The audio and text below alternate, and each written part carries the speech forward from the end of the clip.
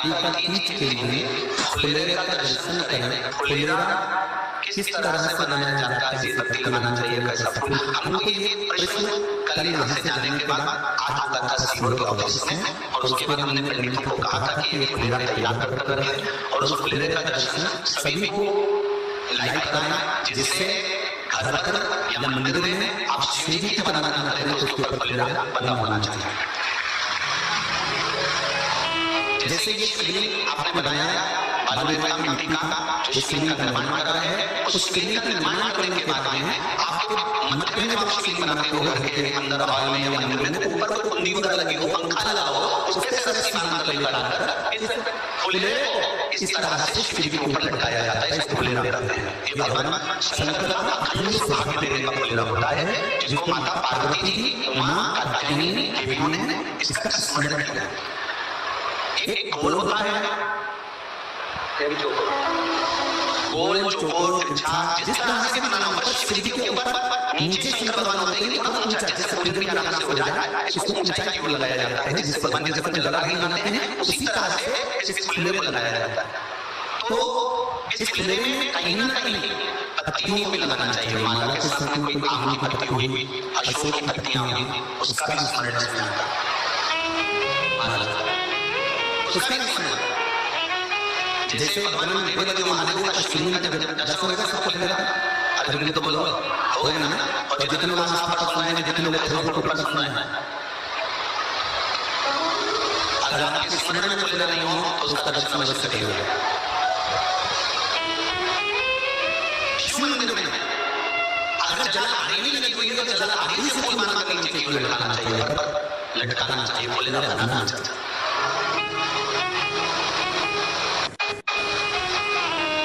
सात फल है फुलेरा, कितने फल है? सात।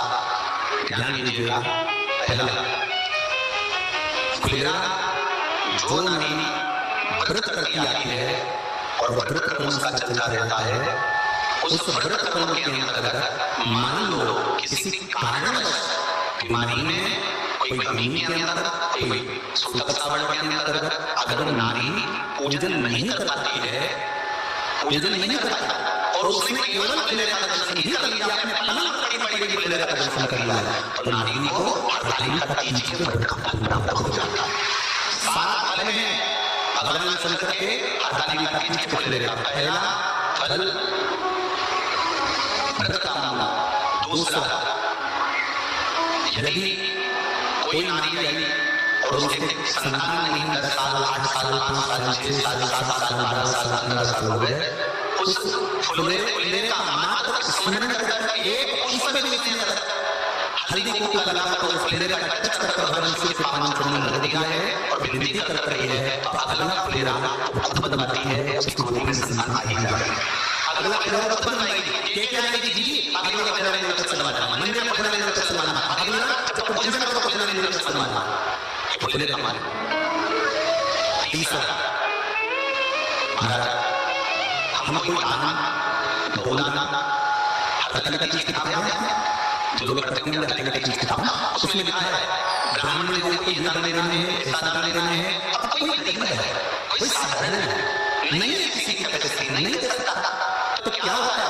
तो कहाँ हम भोजन नहीं कर पाते, हम सोना नहीं कर पाते, हम भोजन नहीं कर पाते, हम दान नहीं कर पाते, हम अन्नदान नहीं कर पाते, हम ये सारे दान अगर नहीं कर पाते हैं तो शिव महापुराण की कथा कहती है तीसरा फल ले लेता है कि मात्र फुलेरे का दर्शन स्पर्श कर लेने से सारे दानों का पुण्य प्राप्त हो जाता है। ये तीसरा फुलेरे।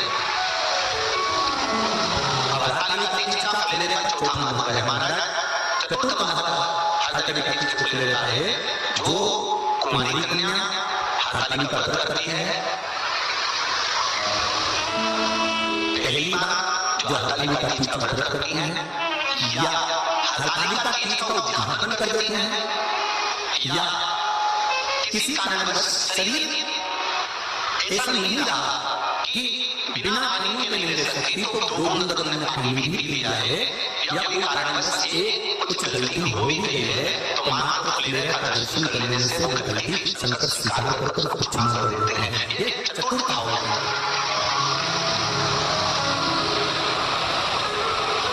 फुलेरे का अगला वर्णन करा गया। शिव तत्व की ओर शंकर भगवान को हम ना काशी जा सकते हैं, हम ना सोमनाथ जा सकते हैं, हम ना किसी स्थान पर जाकर एकांत में भगवान शंकर का स्मरण कर सकते हैं। मान लो हमें एकांत में शिव की भक्ति करने के किसी मंदिर किसी शिवालय में जाकर भक्ति करना है, तो फुलेरे का मात्र दर्शन करने से, पूजन स्मरण करने से उस भक्ति का फल भी हमारे खाते में आ जाता है। और फिर अगला आखिरी का वर्णन किया गया है, वो कहा गया कि पार्वती मैया गुफा में जाकर भगवान का भजन करती थी, शिव का स्मरण करती थी, और फिर अपनी सहेलियों के साथ बैठकर शंकर का स्मरण करा, जिसका फल पार्वती को मिला। तो कहा हम न किसी गुफा में प्रवेश कर सकते हैं, न हम किसी गुफा में या जंगल में जा सकते हैं। इस फुलेरे के नीचे शंकर भगवान की जब अर्चना करते हैं, आराधना करते हैं, हरतालिका तीज के दिन फुलेरे के नीचे भगवान शिव की पूजन करते हैं, तो हमारा मन में किया गया भजन का फल ही हमको प्राप्त हो जाता है। ऐसे फुलेरे का हरतालिका तीज का पूजन व्रत कुंवारी कन्या कर सकती है, शादी होने के बाद भी नारी कर सकती है। अंतिम अवस्था तक प्राण छूटे तब तक हरतालिका तीज का व्रत नहीं छोड़ना चाहिए। एक व्रत हमेशा याद रखो, एक एकादशी और एक हरतालिका। हाँ, इतना जरूर है, ज्यादा शरीर विकार हो गया, बुढ़ापा आ गया, शरीर नहीं साथ दे रहा, तो कुछ फल खा लो, कुछ चाय दूध जूस आप लेकर कर लो। इतना भी नहीं बने शरीर बहुत ही बेकार हो गया, तो आप एक समय फल का फलहार धारण कर लो, ठीक है। पर हरतालिका व्रत करने वाली माताएं भले उद्यापन कर दे, तो उस व्रत को थोड़ा हल्का कर लो। उद्यापन करना था तुमने व्रत को हल्का कर लो, थोड़ा हल्का कर लो। हरतालिका तीज का जो व्रत का उद्यापन करते हैं उसमें 5 चीजें रखना, 5 कपड़े स्त्री के, 5 कपड़े पुरुष के, 5 तरह का अनाज, 5 तरह का फलहार, 5 तरह का फल।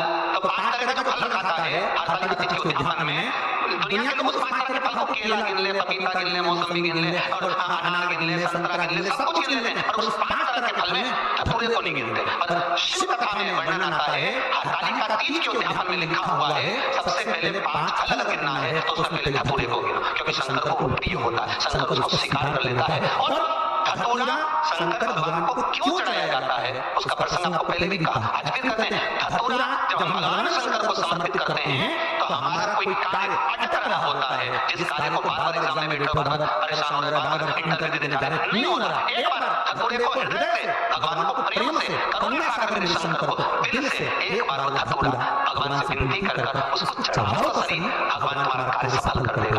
दिल से चढ़ाना। हरतालिका तीज के पूजन करने वाले को चाहिए कि बालू का, मिट्टी का शिवलिंग बनाना चाहिए। फुलेरा जो बनाया गया है ऊपर शंकर जी के ऊपर लटकाने के लिए, टांगने के लिए, उसके नीचे शिव पार्वती गणेश जी की सुंदर बालू की मूर्ति बना देना चाहिए, शिवलिंग का निर्माण कर लेना चाहिए, शिव की आराधना करना चाहिए। जो फल आपके पास में हो शंकर को समर्पित करना चाहिए, पूजन करना चाहिए, आराधना करना। सबसे पहली पूजन हरतालिका तीज की प्रदोष काल के अंतर्गत हो जाना चाहिए, शाम के समय पर। प्रयास करो प्रदोष काल के समय पर पहली पूजन हो जाए तो ज्यादा अच्छा। पर लोगों की आदत रहती है कि 8 बजे तक, 8:30 बजे तक, 9 बजे तक पहली पूजन करें, फिर दूसरी आराम से, फिर तीसरी, फिर आराम से, फिर चौथी। तो ये सब अपने अपने हिसाब से। पर शास्त्र रीति कहती है कि प्रदोष का जो समय होता है, प्रदोष काल जो होता है, शाम का जो समय होता है, उस समय पर हरतालिका तीज की पहली पूजन हो, जिससे आपका स्मरण चित्त शंकर भगवान में उस घड़ी, उस पल, उस क्षण में आप शिव के हो जाए, वो शंकर आपका हो जाए। हाँ, अगर किसी के आने में देरी हो, कोई आ नहीं पा रहा है, बहुत देरी हो रही हो, तो हरतालिका पूजन व्रत वर्णन करता है कि शिवलिंग का निर्माण, पार्वती जी की मूर्ति का निर्माण, गणेश जी का निर्माण और फुलेरा जो बनाया हुआ है, ये प्रदोष काल के पहले बनकर तैयार हो जाना चाहिए। प्रदोष काल के अंतर्गत फुलेरा नहीं बनना, फुलेरा पहले बन जाना चाहिए। और बहुत विशेष बात ध्यान रखिए हरतालिका तीज की, कि शंकर जी का जो आपने स्वरूप बनाया है, पाटे में, थाली में, चौकी पर, चौरंग पर जो स्वरूप बनाया है, वो पहले नहीं रखना है। पहले क्या बांधना है? फुलेरा। पहले फुलेरा बांधिए, उसके बाद उसके नीचे शंकर जी को रखिए। अब जो हरतालिका तीज का पूजन करते हैं तो उनके लिए हो गया। अब दूसरे के लिए भी सुन ले, जो नारी हरतालिका तीज का पूजन नहीं करती, व्रत नहीं करती, साधना नहीं करती, उसके लिए भी कहा गया कि आप अगर व्रत नहीं करते हो तो एक कार्य जरूर करना, कहीं पर फुलेरा बंधा हो, हरतालिका की पूजन हो रही हो, 5 मिनट 10 मिनट निकालकर अपने आसपास के किसी पौधे में से पत्तियां लेकर या पुष्प लेकर 5 वृक्ष की पत्ती या 5 वृक्ष के पुष्प लेकर शंकर भगवान को जब पूजन हो रही हो, 5 मिनट माताएं जब पूजन कर रही हो, तब आप भी उस पुष्प को, उस पत्तियों को शंकर को समर्पित कर सकते हो। ये नहीं चढ़ा सकते तो 5 फल नहीं चढ़ा सकते तो 5 कुछ भी पुष्प आदि का शिव को समर्पित करो। पर क्यों चढ़ाया जाता है, किस लिए चढ़ाना चाहिए? तो कहा कन्या स्त्री अगर मान लो हरतालिका का व्रत नहीं करती, पूजन नहीं करती, आराधना नहीं करती, तो वो कन्या, वो नारी, वो स्त्री, वो पुरुष कार्य तो बहुत करेगा, दुकान भी चाल चलाएगा, व्यापार भी बढ़ाएगा, पर संपदा को जोड़ नहीं पाएगा। 1 रुपए कमाएगा, 100 रुपए खर्च वाला काम चलेगा। हस्त नक्षत्र में जो तृतीया पड़ती है, हस्त नक्षत्र के अंतर्गत जो तृतीया का महत्व कहा गया है, वो संपदा को बढ़ाती है, मनोकामना को पूर्ण करती है। इस चक्र के अंतर्गत जो तृतीया आती है, वो मनोकामना को पूर्ण करके चली जाती है। इसलिए शिव की आराधना के लिए प्रथम हस्त नक्षत्र में किया गया दान, हस्त नक्षत्र के अंतर्गत तृतीया के दिन किया गया पुण्य, हस्त नक्षत्र में तृतीया के दिन किया गया श्रृंगार, हस्त नक्षत्र में तृतीया के दिन करा गया अपना सुंदर सिंदूरा, भगवान का आनंद, 5 तरह के वस्त्र, 5 तरह के स्त्री के वस्त्र, पुरुष के वस्त्र, 5 तरह का फल, 5 तरह का अनाज, ब्राह्मण को बुलाकर ब्राह्मणी के साथ आप या तो ब्राह्मण से उद्यापन करवाएं या फिर आप स्वयं भी करते हैं तो शिव को समर्पित करके ब्राह्मण और ब्राह्मणी को भोजन कराकर वो भाग प्रदान करें। यही हरतालिका तीज के उद्यापन का वर्णन आता है। सुंदर भाव से हरतालिका माता आप सभी की मनोकामना पूर्ण करे। हर हर महा